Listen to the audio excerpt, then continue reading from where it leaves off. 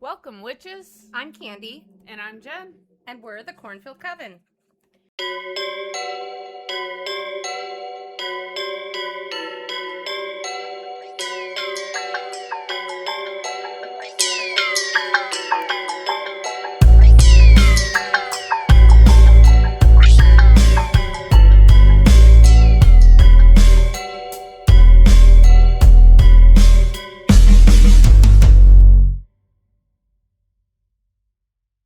Today, we are going to be talking about a lady. I don't even really want to call her a lady. She's evil. Pure freaking evil. She, when I moved to Wisconsin, I found her book, Hell's Princess, her biography, at the little free library at the hospital while I was waiting for my dad to get out of surgery. And I was like, oh, what the heck? I forgot my book. I'm going to read this. Oh, I could not put it down. This woman fascinates me. I want to know how her brain ticks. Like, what part of the world is she?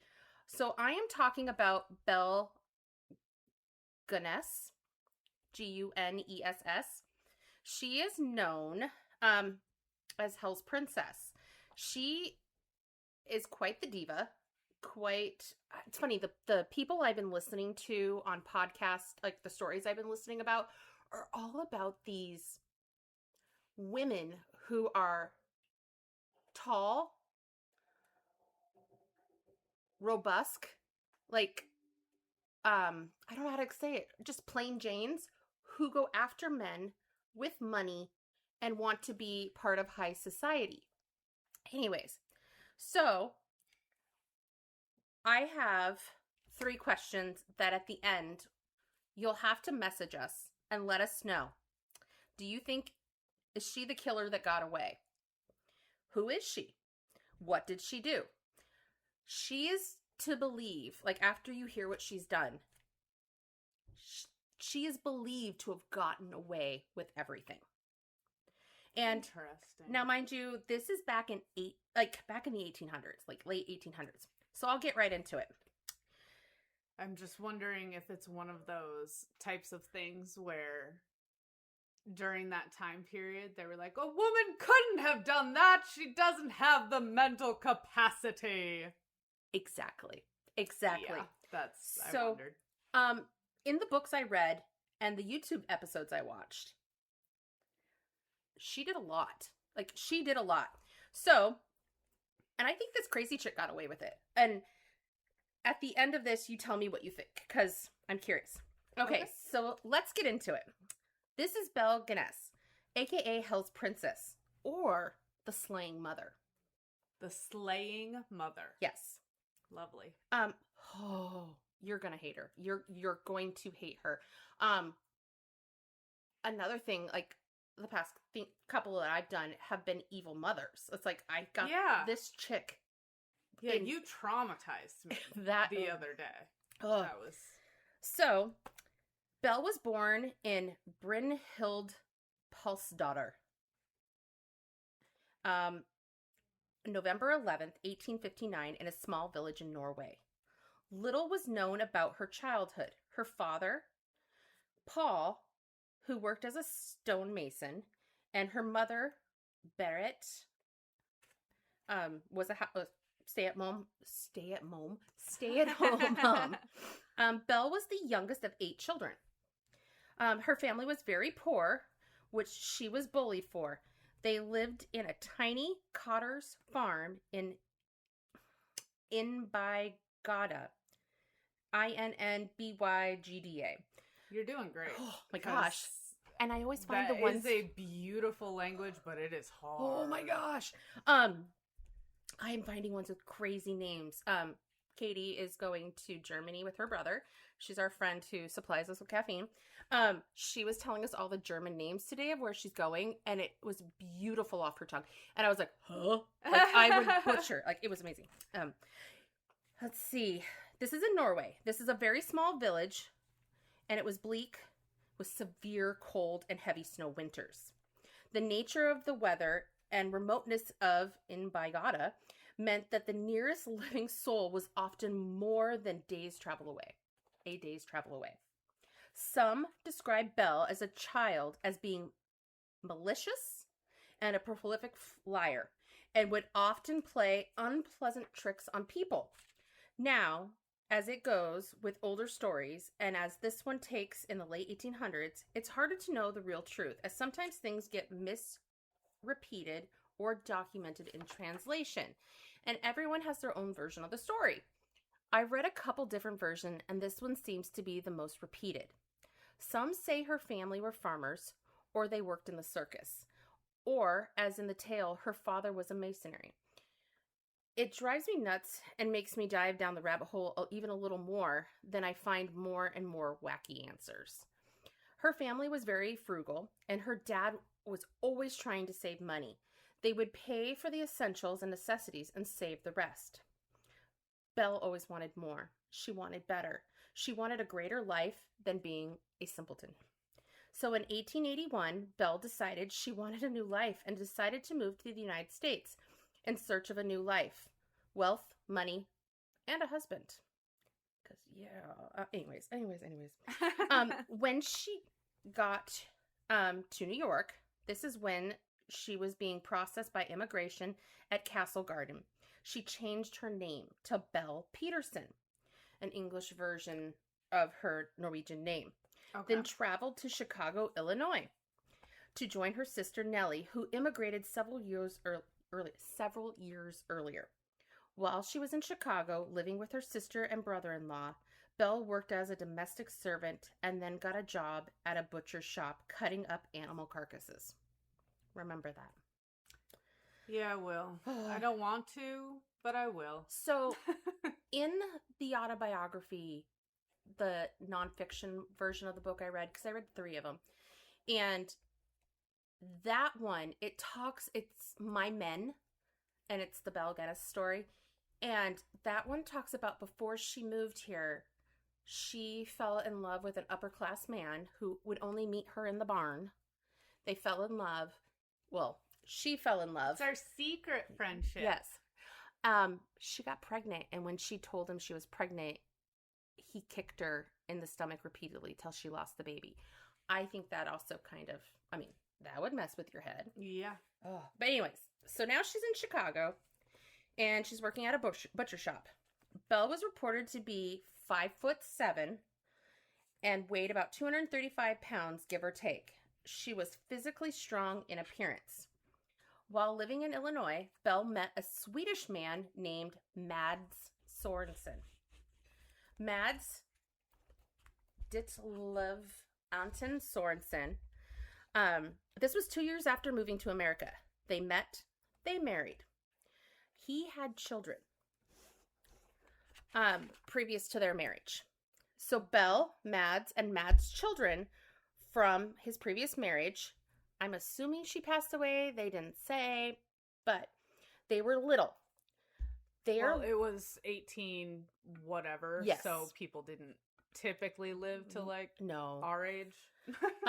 They were living in Chicago, and they decided to open a candy shop. They both managed it and worked it. It seems to be doing very well for the first couple of months, as they always do. Yeah. And then it slows really down. It wasn't going how they expected it to go. They weren't making a profit, and they were losing money. Belle wasn't having it. She moved to America to be rich. Things were not going as planned. They tried everything to turn things around. One night, a fire breaks out, and the candy shop is engulfed in flames. Luckily, no one was hurt.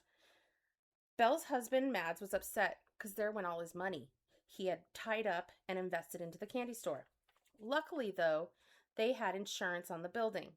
If I can give you any advice, always, always have insurance. It's expensive, but my grandpa always told me, be smart and be prepared.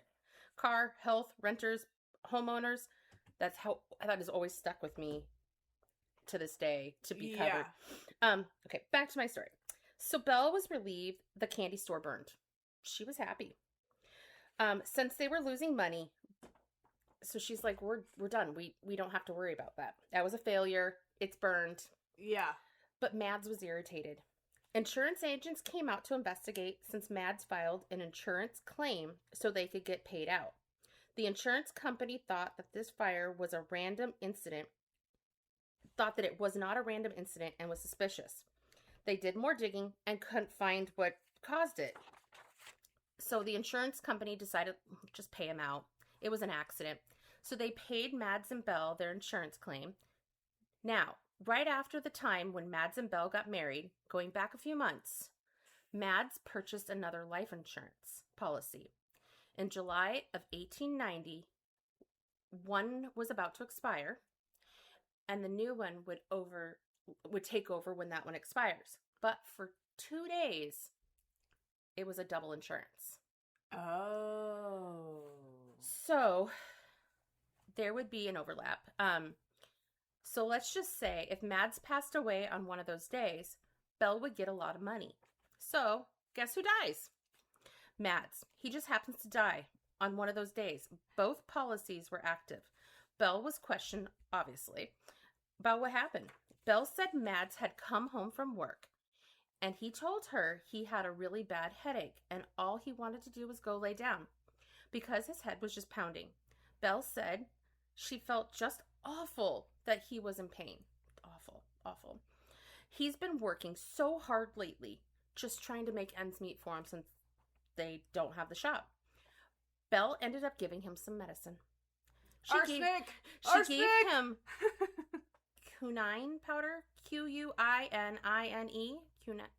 Quinine, quinine powder for the pain. Quinine powder is derived from the bark of a cinchona tree. It's a natural herbal product traditionally used to support the immune health and digestion and treat nocturnal leg cramps and muscle health. Prepared by half a teaspoon of powder with a cup of water, and you drink it. But let me guess, it's fatal in larger doses. Yep. While natural, it is a potent compound and should be used with caution. Per Google. She later checked on him, and he was dead. Belle was shocked. Oh my God, he's dead. I bet she was as shocked as she was when the candy store burnt down. Right? He just had a simple headache. It would be later ruled that that Mads passed from heart failure. But his family members said no way. They truly believed that Mads was poisoned. They believed this because he had been in good health and not ill at all, living a happy and healthy life. There's no way he could have died of heart failure. The family wanted more answers. Now, when I say family, I mean Mads' relatives, not Belle's. It was ruled a heart failure. She is waiting for the insurance to pay out. Both of them. Remember, he had 2 policies, so she's getting double the pay. His family is a little suspicious of Belle and go and do a little digging on Belle. Belle collects $8,000 total from insurance for Mads, $5,000 for one and $3,000 for another, and she received it very quickly. The family asked for Mads' body to be reexhumed and an autopsy to be done and double check how he really died. Now, for reasons unknown, this never happened. His body was not exhumed. Belle lost her place of work and her husband all in 1 week. Talk about having a shitty week. The home she shared with Mads burned to the ground, back to back luck. So now she's lost her business to fire, her husband to quote heart attack, and now her home has burned down. And by the way, 8,000 in 1890 is 286,000 today. Oh my God. Now the insurance company is going, fire, death, fire. What the heck is going on? And they do an investigation and coming out to check what caused the fire. And once again, they couldn't find anything. The insurance company paid her out on that claim too. So Belle had just collected money and checks on one, her husband, 2, the candy store, and now her home burning down. She just lost everything and people were starting to question everything. Now, I also need to go back to the beginning. I'm kind of jumping, but to go back to the beginning. When Mads and Belle first got married, Mads had brought children into the wedding, to the marriage. from his first marriage. 2 infants died from inflammation of the large before he died. Mm-hmm. 2 of his 2 children died from inflammation of the large intestine, and they also received insurance checks on that. And so before he died, he lost 2 of his children. How many children did he bring in? 4? I believe he brought in like 3 or 4 children, and 2 died. The town was talking. Not just talking, they were, what the heck, like, it was the gossip. So, she's like, I'm moving. So, she moved to LaPorte, Indiana to get out of there, where no one knew her. No one knew her past. So, after a small bit of being there, she meets a man named Peter Gunness. Just a few months after she bought her farm. Wait, what happened to Mad's other children? Did they go to his family? They came with her. Oh. Oh, yeah. Oh. Yeah. One child, I believe, went to one of his family members, but she brought one of the little children. She meets a man named Peter Gunness just a few months after she bought her farm. Now, remember when she grew up in Norway, she lived on a farm. So she knows the ins and the outs and all of that stuff. So she knew she could handle it. And now she has met Peter. They fell in love and got married. Peter had kids from a previous marriage also. Peter and Belle opened a local market in 1904. Peter was the butcher, and she ran the store. They seemed to be doing really well, and Peter came into the marriage with money. A couple of weeks... Well, so did she, probably. A couple of weeks into the marriage, while Peter was out of the house, his infant daughter died of unknown causes in Belle's care. So this is where she's getting the whole slasher mom, like, title. Yeah. Now jump back to the market. So now the baby's dead. Deceased. And so now we're going back to the market.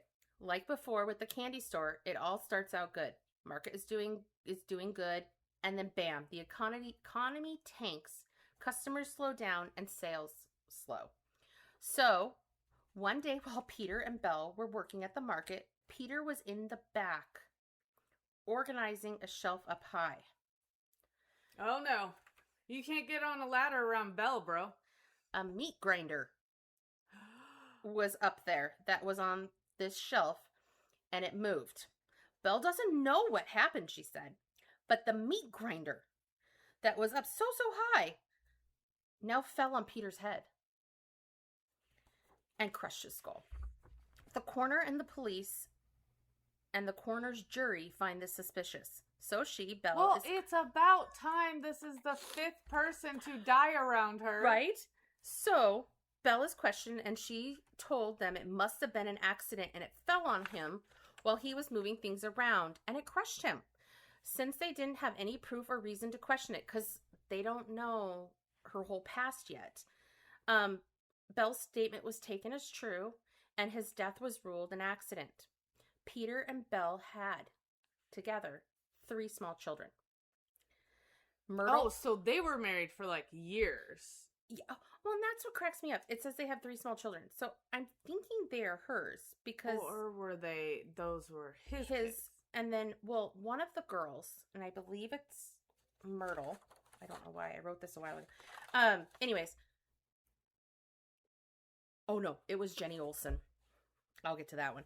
But they had Peter had Myrtle, Philip, and Lucy. They also had a 14-year-old adopted daughter. Remember Jenny Olsen. Jenny is the 14-year-old adopted daughter. Okay. Belle continues on with basically 4 children and continuing to keep the store going. Some time goes on and the 14-year-old adopted daughter Jenny goes missing. People hadn't seen Jenny in weeks. People get concerned. They want to know where Jenny is because they would see her daily. She was known as nice. She helped. It's kind of like the other story I did. Don't be nice to people. It gets you killed. Someone contacts the police. Better rude than dead. Right? Someone contacts the police, and the police go out to investigate at the farm and question Belle. Belle tells police that Jenny was sent to Los Angeles to finish her education. Out in California, where she has more of an opportunity. Police hearing this don't really think twice because Belle came off as very confident. And she's very stern and very, in fact, type of a gal. And they don't want to mess with her or question her. So, police just believed her that Jenny is in California going to school. So as time goes on, Belle gets lonely and is needing some help on the farm and with her home. She does have a farmhand come every so often, but she doesn't want to pay for a farmhand. Yeah, that doesn't get her any money. No. Either. So Belle decides to place an advertisement in the singles columns of the Chicago paper and other surrounding cities. Belle puts out an ad that says, quote, personal. Commonly widow who owns a large farm in one of the finest districts of LaPorte County, Indiana, desires to make the acquaintance of a gentleman with a view to joining fortunes. No replies by letter will be considered unless the sender is willing to follow an answer with a personal visit.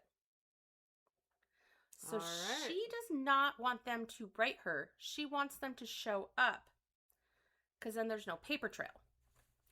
So Belle was just trying to find a rich man. In 1907, a man named Ole B. Bugsber, he was an elderly widower, and he was staying in Wisconsin and saw this ad. And he replied and went to go see her. Ole had 2 grown sons, but didn't tell them where he was going. And he didn't want them talking him out of this trip, so he just stayed hush. So he went without a word to Belle's farm. Sadly, he was never seen or heard from again. The sons from Ole realized they hadn't heard from their dad and drive out to his farm and find it empty. So they start investigating, and luckily, Ole had told one person. A neighbor Ole trusted and told him that he was going out to meet a lady and check out a farm. So the sons took that to the police. Someone said that they had seen him at the LaPorte Savings and Loan Bank discussing a mortgage. And he was drawing money out of his account. This was on April 6th, 1907. And that was the last time anybody had seen him. So, after that, another man named Andrew was living in South Dakota, also saw her advertisement, and he was also communicating with her during Ole when he was there. So she was keeping her doors and her options open. During this time, Andrew was writing Belle letters as he wanted to get to know her a little more first. The more that they talked, the more Belle was trying to convince Andrew, just come out. I love our letters, but just come out. Come see me. Come visit me. That's like if you're on like a dating app and they're like, let's meet, but not in public. Let's meet in this dark alley that's secluded. You're not on TikTok, but there's this TikTok of this little boy, and it is hilarious. And he's like, come here. Do you like secrets? What is it? You're gonna like it. Come here. It's like, that's what I think of when I see, like, when I read that. It's like, I just see this cute little boy with dirt on his face. So, and then she's wanting him to come out so they can start a business together, and he can live on the farm with her. It'd be wonderful. Just wonderful. This was starting to sound good to Andrew, and Belle liked Andrew's letters and thought this could be a good match. So Andrew decided to head out to Belle's farm in January of 1908. He planned to help on the farm and make any repairs that were needed. He was going to be the handyman, or maybe more. So he didn't come out until people stopped hearing from Ole. I wonder if that's when she started pushing him to come out. Well, she doesn't want them to overlap. Yeah, I buried that body. Yeah, and now I need a new one. So, he headed out. He headed out there and moved in with Belle. He was there for about 2 weeks. What is with her in 2 weeks? At 2 weeks, she kills him. Like, both husbands dead. And she asked, so after 2 weeks, Belle asked him to go with her to the bank and get a $3,000 loan. Andrew could open up his own business. Like, what are your dreams? What do you want to do? Let's get you a business. Let's go in together. But the bank didn't approve $3,000 for him. they approved a $1,200 loan instead. And the bank would not give them cash, but would mail a check. So Belle and Andrew... Oh, now she's got to stick with him so he can sign that check. So Belle and Andrew go back to the farm and wait for the check to come. Belle watched the mailbox like a hawk and was able to snatch that check before Andrew. She played dumb with Andrew whenever he asked if the check had arrived yet. Andrew had no idea that the check had already arrived. Belle had taken the check and deposited $500 into the savings bank and took $700 and deposited it into another bank, and then she used that to pay some bills. A few days later, Andrew disappears. Andrew's brother had not heard from him in a while and was getting worried, and normally he heard from him in letters weekly. Andrew had told his brother he was going to see this woman named Belle and told him the whole story. So this brother knew he was at Belle's house. So the brother was like, I'm just going to go out. I'm going to write Belle. I'm going to see if she'll answer me. So he writes her, and what does Belle do? She replied to him saying... Did he go to Los Angeles? Andrew had went and got a loan, and as soon as he got the money, he left and went to Norway. Oh, Poof. Norway. He took that money and went to Norway and left her with... Well, poor Belle. Yeah. This was news to his brother, and he was confused because the two talked about everything, and this was the first of ever hearing about Norway. Belle tells his brother she is in shock as well. She is sad. It was so random for him to leave like that. Then Belle tells Andrew's brother, hey, you should come out to my farm so you can help me and we can find Andrew. So she's luring the brother in. On the same day, April 28th, 1908, at about 3 a.m., Belle's house burns down to the ground. Oh. Again. But this time, people died in the fire. Oh, no. Investigators got a call about this fire and go out to investigate. They find the remains of a woman and small children. They took a closer look at the remains of the children and rule it as Belle's 3 small children. They also take a closer look at the remains of the woman and assume it must be Belle. Upon further investigation, they see that the woman's head has been chopped off. When you burn in a fire, your head doesn't have a clean... No, that's not... And even if you burn, your skeleton remains are still there. Science. It doesn't cleave your head off. No. I mean, she might have been so scared like, it popped off. Like, it might... Oh. So, her head was chopped off and it was removed. So who was this? Was it really Belle? So they decide to investigate deeper. So they start asking around and come across this guy named Ray. Good old Ray. Who at one time worked on the farm with Belle. He ended up leaving. He's the gentleman who was the farmhand in the beginning who she didn't want to keep paying. He ended up leaving the farm because they didn't get along and had arguments, he said, according to Ray. But Ray would also tell them he had a lot of dirt on Belle. But people in town would also say that Belle told them Ray was crazy. Ray told lies. And never ever to believe what he says. That he didn't quit. She had to fire him. He was just unruly. Investigators would soon find evidence that Ray was at Belle's home when the fire started. Shit. So, something was linked to Ray and him being there at the time of the fire. Ray was questioned further, and Ray ended up telling investigators that there were bodies all over the backyard. Bodies. Of Belle's home. On May 5th, the investigators went looking and found 5 mutilated bodies buried in the backyard. 5. One of the bodies they were able to identify as Jenny. Her adopted daughter. She told everyone that she was in Los Angeles for school. It was just awful. It is believed she was murdered because she knew too much regarding the meat grinder landing on Peter's head. And Jenny was threatening to tell on Belle that she killed. Like, I know, I saw, I was there. So soon as they moved, or all this, she offed Jenny. Ah. The second body found was Andrew from South Dakota. Okay. The third was an unidentified body of a man, and the fourth and fifth were bodies of 2 8-year-old girls. Where did she just get a pair of 8-year-old girls? Nobody knew. She's just anybody that was going to call her out. Little town kids. Like, these weren't her kids, or what? Was there missing children and then from town? Exactly. And then, like, where are the... Anyways. And where's their family? Oh, he's coming. Oh, no. On May 6th, 4 additional bodies of men were also found and buried in the yard. Most of the bodies found had limbs removed, so there was no way to identify the person. Investigators say the limbs were removed by someone who knew what they were doing.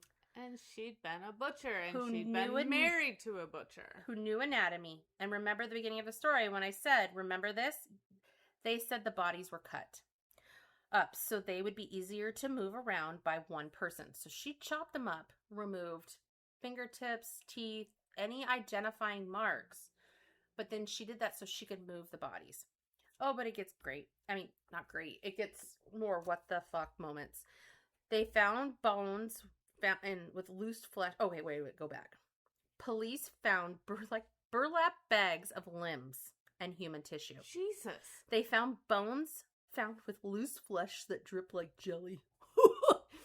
Oh, that's nauseating. When I wrote this, yeah, I had an Uncrustable next to me, and I just kind of, I'm good. I'm going to throw that away. So, wait, what year is this happening? 1908. And she moved there in, like, 1905. Yeah. So there are... Belle was busy. She was very busy. And holy shit. They still officially don't know how many men she lured there. Many of the human skulls showed blunt force trauma, and the skulls were found separated from the bodies. On May 9th, 2 more bundles of bodies and bones were found and weren't able to identify them. So she's like multiple bodies, multiple limbs in these burlap bags. Like, fill her up. Yeah, just like, this is my arm bag. Yeah. And then this is my foot bag. Yeah. Oh. There's Don't the torso. Put a hand in my foot bag, y'all. I mean, oh my God.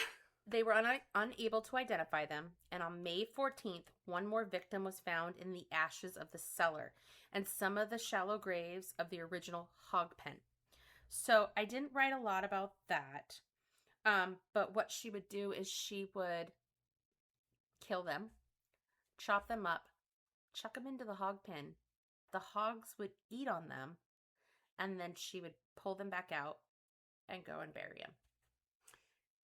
The hogs will eat damn near everything if you let them. So her choosing to remove the body parts afterwards, like she made a lot of choices, but that was a choice. She's like the Carol Baskin of the 1900s. Instead of a tiger from the Tiger King, instead of a tiger, she had her hogs. I was just like, I just sat there and I was like, oh. They also found more bones by an outhouse. She just go, I don't want to walk that far. And also by the lake nearby. So she's now starting to like spread them out. Well, she's running out of room, I suspect. By now, though, she has learned how to crush bones. So the bones have been crushed by the ends as if being crushed with a hammer. And then she put quicklime, which is a calcium oxide, and she scattered that over the faces and stuffed it in their ears. So it would deteriorate. So this spiked a curiosity on the actual fate of Belle.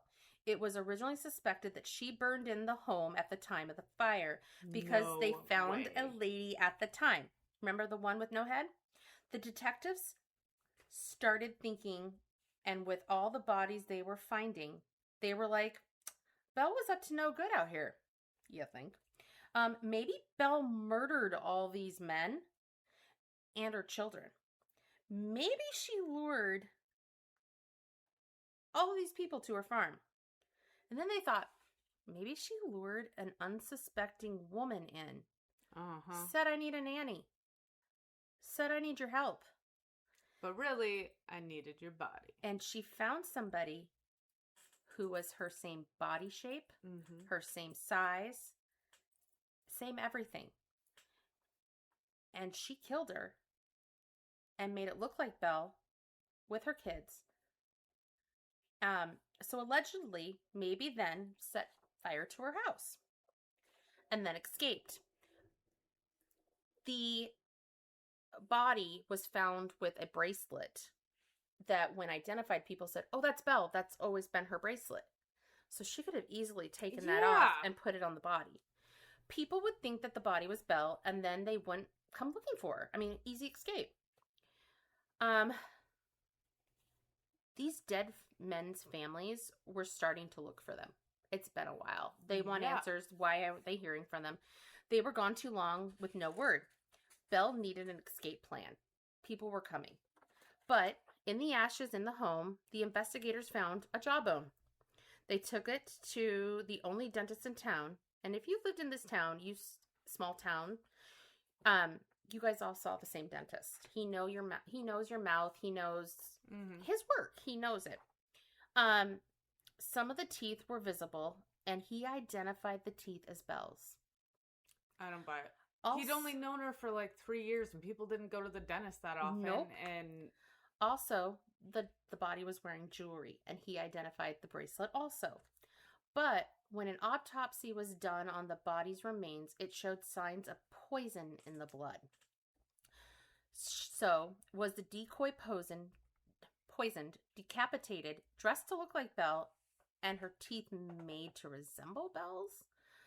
Shortly later, the two sons of Ole, the first guy Belle lured in to come to LaPorte, to see if their father had been one of Belle's victims. They were able to identify their father's remains. Thankfully, they got closure. On May 12th, the instruments the bodies were dismembered with were identified in the ashes. On May 19th, a woman from Wisconsin arrived looking for her brother that left home to marry a rich widow from LaPorte, but he was never heard from again. Unfortunately, most of the bodies were badly damaged and unidentifiable, but they believe he was one of her victims. There was another man who they believe went to see Belle from Wisconsin. He took a $1,500 check with him, and his family came to see if he was a victim of Belle's trap. And his name was Henry. They weren't able to identify, but they believe. Investigators put ads in the paper regarding what happened at Belle's farm and seeing if anyone was missing a family member. Could you imagine? I mean, and hopefully somebody would contact them. Neighbors said that they saw Ray that night of the fire and the time of Andrew's disappearance. Ray was wearing some of Andrew's clothing. And in Ray's possession was a watch of a missing man that traveled to LaPorte to marry a widow but was never heard from again. So Ray was wearing items from the victims. And investigators brought him in. I don't think Ray is all innocent in this, though. I don't think Ray is all there in the head. Okay. I think Ray was getting attention from a woman. Yeah. He was lonely. Small town, not many options. I really don't think he was all there. I don't know, though. I have other suspicions about and him. Ray said all the items were gifts from Belle for all his help on the farm when he was there. So authorities, as Ray asked Ray, where were you the night of the fire? Ray told him he was with a woman. Until 4 a.m. that night. So authorities got out to verify his answer and find out Ray is lying. Eventually, Ray confesses. He's burned the house down. But he didn't commit any of the murders. He didn't decapitate the woman. He just set her on fire. Yeah. Okay. Sometimes he and a neighbor friend. That's what I was gonna say. Is I thought Ray definitely had. She needed help. She needed help, and she pose needed that body. Yep. make it look like her, set the fire, and have time to get out. So I bet she was long gone before Ray started that fire. He said sometimes he and another neighbor friend would dig trenches for Belle for money. Trenches. Trenches. That's what we're calling them these days? Yeah, they didn't know what she needed them for, but they were willing to help for money because they needed the money. In May of 1908, Ray was charged with murder for Belle and her family with arson. He pled guilty to arson and was sentenced to prison for 2 to 20 years. Immediately after Ray is charged, his health fails rapidly and he dies December 30th, 1909. Not even that long after sentence. Now this sucks because they could have probably gotten away with it. A lot more answers from him, or could have gotten a lot more answers from him. Yeah. And everything. On January 14th, 1910, a detective came forward and made public confession, saying that Ray confessed that he helped bury a victim for Belle and saw Belle chloroform another victim and cut them up with a hatchet. Ray also confessed he chloroformed Belle and her family and set the house on fire. There were many sightings of Belle in the Chicago area after the fire. And she was declared dead already. The farm became a tourist location, and word got out. People sold popcorn and trinkets. Come get your popcorn, view the dead, check it out. You know, a lot of those really old The crime lynching? scenes, it was taking items from the house and then selling them. Yeah. They would sell bricks from the house. Oh, and the Ed Gein. Yes. Yeah, with Ed Gein, that was a big thing. Oh. The crime itself was documented, and an exhibit was created in the LaPorte Historical Museum.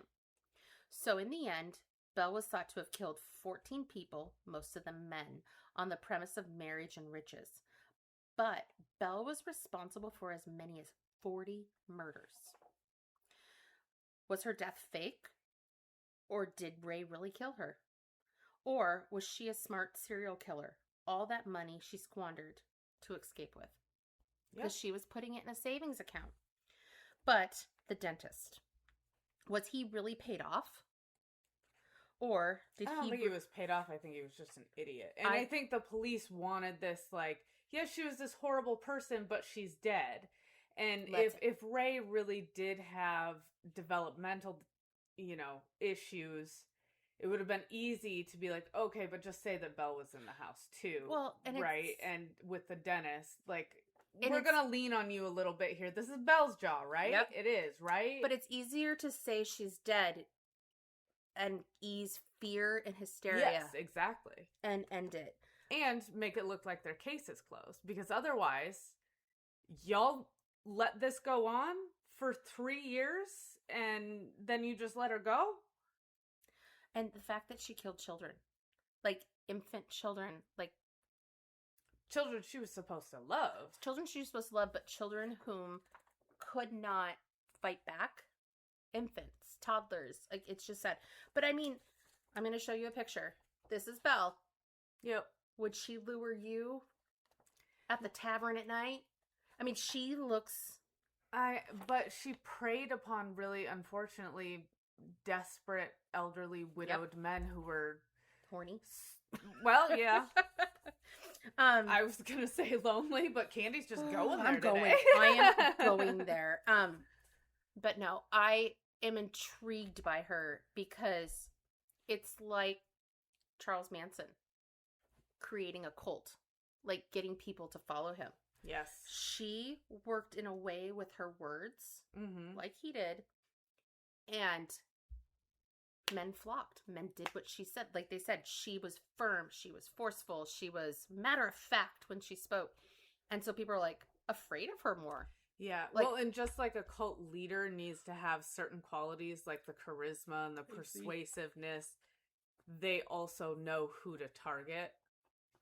Yeah. They know what types of personalities. I mean, I'm sure she wasn't going for men who were sort of alpha and, she wanted the vulnerable. She wanted, So let us know.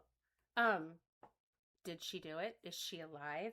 I mean, Granted, she's not alive Are you now. asking me? She totally did it. I think she hurt that 1000%. young girl to look like her, and I think she escaped. Yep. Oh yeah. Anyways, but let us know. But